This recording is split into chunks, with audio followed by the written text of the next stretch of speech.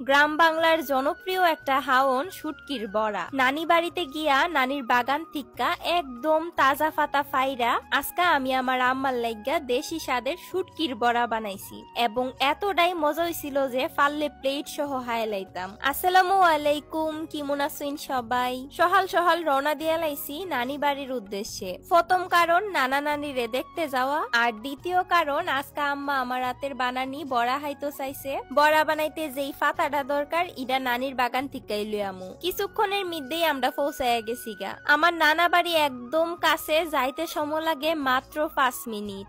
পৌঁছায়া দেখি নানা জানালার পাশে বইয়া রাস্তার দিকে আমরা অপেক্ষাতে ছায়া রইছে। গ্রামও আইলে সবসময় আমার মনটা অনেক ফুরফুরা থাকে, আর ছোট্ট ছোট্ট জিনিসগুলাও আমারে অনেক আনন্দ দেয়। আমার নানা বাড়িতে একদম আসল গ্রামীণ যে পরিবেশটা, এরকম একটা পরিবেশ পাওয়া যায়। যেমন যাইবার পরে দেখলাম নানি মুরগির আরে হাওন দিতাছে, আরেক পাশে বিলাই দুষ্টামি করতেছে, চার পাশে গাছপালা, হোলামেলা বাতাস, পাখির ডাক, সব মিলে একদম অন্যরকম একটা শান্তি পাওয়া যায় এখানে আইলে। আর এই দৃশ্যগুলাই মূলত আমারে কাছে টানে। নানির বাগানের এক পাশে ননি ফল গাছ আছে, যেটা নানি সুন্দরভাবে আপনারা দেখাইতাছে। গাছের মধ্যে কিন্তু অনেকগুলা ফলও ধরছে। বড়া বানাইতে অনেকেই কুমড়া পাতা ইউজ করে, কিন্তু আমি নিমু লাউ পাতা। তো পাতা নিবার আগে চলেন আপনাদের সাথে একটা জিনিস শেয়ার করি। বেশ কিছুদিন ধইরা আমি জাপান সাকুরা স্কিন কেয়ার কম্বোটা ইউজ করতেছি। এই কম্বোতে আছে টোটাল 4টা প্রোডাক্ট। পুরাটা কম্বো ত্বকের উজ্জ্বলতা বৃদ্ধি করে, ডিপ ক্লিন করে, ড্রাইনেস, কালচে ভাব, ছুপ ছুপ কালা দাগ,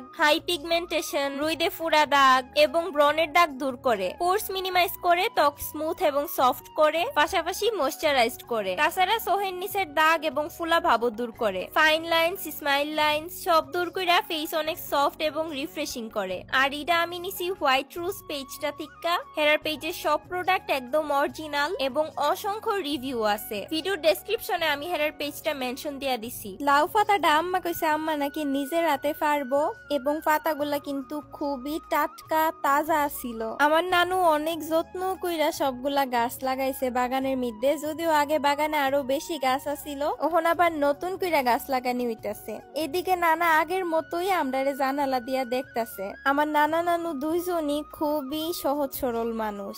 এই যে মুরগিটা দেখতাছেন, ইডারে ফালা হইতাছে আমার আফার জামাই মানে দুলাবাইরে হাওয়ানির লেগা। তো সব কাজ শেষ কইরা এবার বাড়িতে যামুগা, তবে পুরা এলাকাটা ঘুরা না দেখলে আমার ভালোই লাগে না। প্রকৃতির সুন্দর দৃশ্যগুলা দিকা মনে হইতাছিল অনেকদিন পরে যেন আমি আমার প্রাণ ডারে ফিরা পাইছি। বাড়িতে আইওই কিছুক্ষণের মধ্যে লাগিয়ে গেলাম গা বড়া বানানির কাজে। আর প্রথমেই পেঁয়াজ রসুন গুলারে চুল্লা নিছি।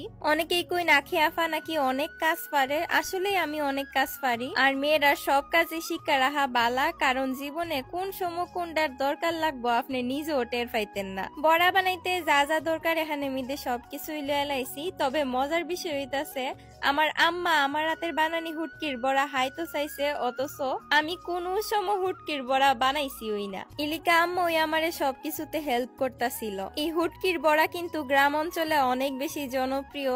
আমি শুটকি পছন্দ না করলেও বড়াটা খুব পছন্দ করি। এটার রেসিপি আসলে আপনারা শিহানির কিচ্ছু নাই, কারণ মোটামুটি সবাই পারই না, আমিই পারি না। কেডা কেডা একবার রইলেও বড়া হাইছুইন অবশ্যই কমেন্ট বক্সে জানাই দিউইন। এই তো কিছুক্ষণের মধ্যেই রেডি হয়ে গেছে গা আমরার মজাদার শুটকির বড়া। দেখতে তো খুবই আকর্ষণীয় লাগতেছে, হাইতে না জানি কতটা মজা হইব। আমার তো আর অপেক্ষা সহ্যই হইতাছে না। এলিগা সুন্দর মতো পরিবেশন কইরা তাক দাম মারে লয়ে বয়ে গেছি গা হাইবার লাইগা। পাশাপাশি আজকা দুপুরে হাওনের আইটেমের মধ্যে আমরা করে আরো অনেক কিছুই আসিল, এই যে দেখতে পাইতাছেন। তবে শুটকির বড়াটা ছিল একটু বেশি স্পেশাল। আর সত্যি হইতে খাইতো অনেক বেশি মজা হইছে। আমার আম্মা তো বারবার একটার পরে একটা লয়ে লয়ে হাইতাছিল। আর আমি যে বেডি শুটকি পছন্দই করি না, এই বেডি হুটকির বড়া এত মজা কইরা হাইতাছি, তার মানে বুঝতেই তো পারতাছুন কত বেশি মজা হইছে। তো এই আসিল আজকের ভিডিও। আপনার সাথে দেখা হইব নেক্সট ভিডিওতে। ভিডিও ভালো লাগলে লাইক কমেন্ট শেয়ার কইরা পেজটা একটা ফলো কইরা দিউন। সবাই ভালো থাকুন, সুস্থ থাকুন, আল্লাহ হাফেজ।